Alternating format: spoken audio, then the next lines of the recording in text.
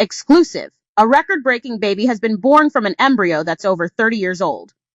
A baby boy born over the weekend holds the new record for the oldest baby. Thaddeus Daniel Pierce, who arrived on July 26th, developed from an embryo that had been in storage for 30 and a half years. We had a rough birth, but we are both doing well now, says Lindsay Pierce, his mother. He is so chill. We are in awe that we have this precious baby.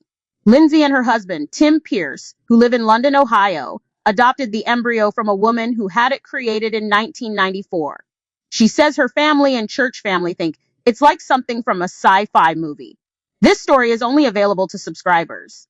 Don't settle for half the story. Get paywall-free access to technology news for the here and now. Subscribe now. Already a subscriber? Sign in. The baby has a 30-year-old sister, she adds. Tim was a toddler when the embryos were first created. It's been pretty surreal, says Linda Archard, 62, who donated the embryo. It's hard to even believe. Three Little Hopes. The story starts back in the early 1990s. Archard had been trying and failing to get pregnant for 6 years. She and her husband decided to try IVF, a fairly new technology at the time. People were with it, says Archard. A lot of people were like, "What are you doing?" They did it anyway, and in May 1994, they managed to create 4 embryos. One of them was transferred to Linda's uterus. It resulted in a healthy baby girl. I was so blessed to have a baby, Archard says. The remaining 3 embryos were cryopreserved and kept in a storage tank. That was 31 years ago. The healthy baby girl is now a 30-year-old woman who has her own 10-year-old daughter. But the other 3 embryos remain frozen in time. Archard originally planned to use the embryos herself. I always wanted another baby desperately, she says.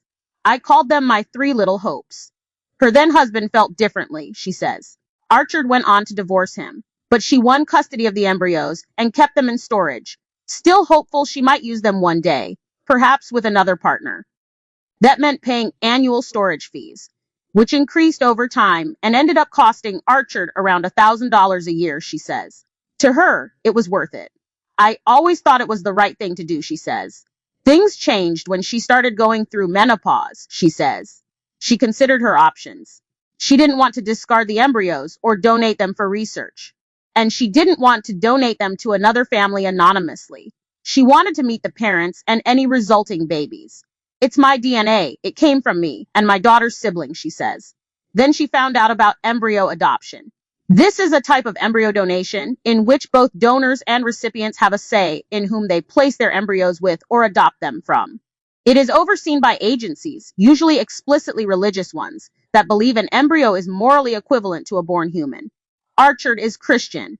There are several agencies that offer these adoption services in the U.S., but not all of them accept embryos that have been stored for a very long time. That's partly because those embryos will have been frozen and stored in unfamiliar, old-fashioned ways, and partly because old embryos are thought to be less likely to survive thawing and transfer to successfully develop into a baby. So many places wouldn't even take my information, says Archard. Then she came across the Snowflakes program run by the Nightlight Christian Adoptions Agency. The agency was willing to accept her embryos, but it needed Archard's medical records from the time the embryos had been created, as well as the embryos' lab records. So Archard called the fertility doctor who had treated her decades before. I still remembered his phone number by heart, she says. That doctor, now in his 70s, is still practicing at a clinic in Oregon. He dug Archard's records out from his basement, she says. Some of were handwritten, she adds. Her embryos entered Nightlight's matching pool in 2022. Making a match. Our matching process is really driven by the preferences of the placing family, says Beth Button, executive director of the Snowflakes program. Archard's preference was for a married Caucasian Christian couple living in the U.S. I didn't want them to go out of the country, says Archard. And being Christian is very important to me because I am. It took a while to find a match. Most of the adopting parents signed up for the Snowflakes program were already registered at fertility clinics that wouldn't have accepted the embryos, says Button. I would say that over 90% of clinics in the U.S. would not have accepted these embryos, she says. Lindsay and Tim Pierce at Rejoice Fertility. Courtesy Lindsay Pierce, Archard's embryos were assigned to the agency's Open Hearts program for embryos that are hard to place, along with others that have been in storage for a long time or are otherwise thought to be less likely to result in a healthy birth. Lindsay and Tim Pierce had also signed up for the Open Hearts program. The couple, aged 35 and 34, respectively, had been trying for a baby for 7 years and had seen multiple doctors. Lindsay was researching child adoption when she came across the Snowflakes program. When the couple were considering their criteria for embryos they might receive, they decided that they'd be open to any. We checkmarked anything and everything, says Tim. That's how they ended up being matched with Archer's embryos. We thought it was wild, says Lindsay. We didn't know they froze embryos that long ago. Lindsay and Tim had registered with Rejoice Fertility, an IVF clinic in Knoxville, Tennessee, run by John Gordon, a reproductive endocrinologist who prides himself on his efforts to reduce the number of embryos in storage. The huge numbers of embryos left in storage tanks was weighing on his conscience, he says. So around 6 years ago, he set up Rejoice Fertility with the aim of doing things differently. Now we're here in the belt buckle of the Bible Belt, says Gordon, who is Reformed Presbyterian. I've changed my mode of practice. IVF treatments performed at the clinic are designed to create as few excess embryos as possible. The clinic works with multiple embryo adoption agencies and will accept any embryo, no matter how long it has been in storage. It was his clinic that treated the parents who previously held the record for the longest stored embryo. In 2022, Rachel and Philip Ridgway had twins from embryos created more than 30 years earlier. They're such a lovely couple, says Gordon.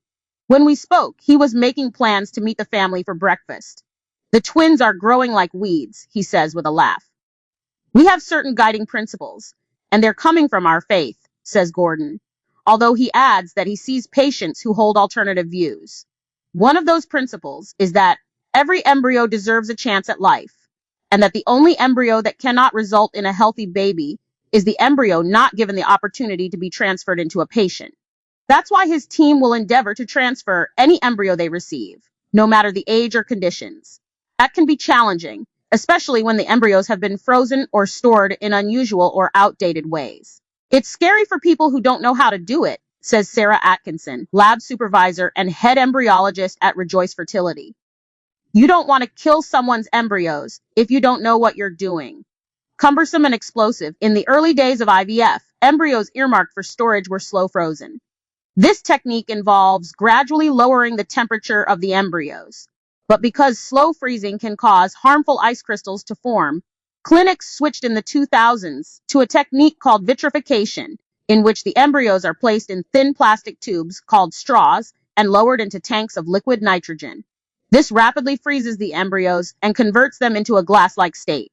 The embryos can later be thawed by removing them from the tanks and rapidly, within 2 seconds, plunging them into warm thaw media, says Atkinson. Thawing slow-frozen embryos is more complicated, and the exact thawing method required varies, depending on how the embryos were preserved and what they were stored in. Some of the devices need to be opened while they are inside the storage tank, which can involve using forceps, diamond-bladed knives, and other tools in the liquid nitrogen, says Atkinson. Sarah Atkinson, lab supervisor and head embryologist at Rejoice Fertility, directly injects sperm into 2 eggs to fertilize them, courtesy of Sarah Atkinson at Rejoice Fertility. Recently, she was tasked with retrieving embryos that had been stored inside a glass vial. The vial was made from blown glass and had been heat-sealed with the embryo inside.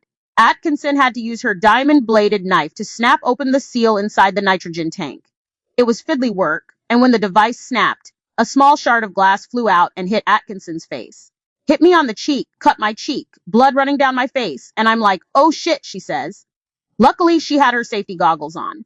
And the embryos survived, she adds. The 2 embryos that were transferred to Lindsay Pierce. Atkinson has a folder in her office with notes she's collected on various devices over the years. She flicks through it over a video call and points to the notes she made about the glass vial. Might explode. Wear face shield and eye protection, she reads. A few pages later, she points to another embryo storage device. You have to thaw this one in your fingers, she tells me. I don't like it. The record-breaking embryos had been slow frozen and stored in a plastic vial, says Atkinson. Thawing them was a cumbersome process. But all 3 embryos survived it. The Pierces had to travel from their home in Ohio to the clinic in Tennessee 5 times over a 2-week period. It was like a 5-hour drive, says Lindsay. One of the 3 embryos stopped growing. The other 2 were transferred to Lindsay's uterus on November 14th, she says. and one developed into a fetus.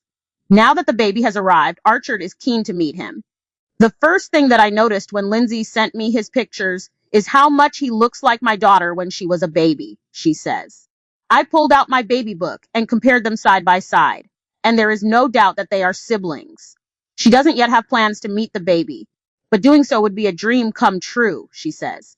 I wish that they didn't live so far away from me. He is perfect. We didn't go into it thinking we would break any records, says Lindsay. We just wanted to have a baby.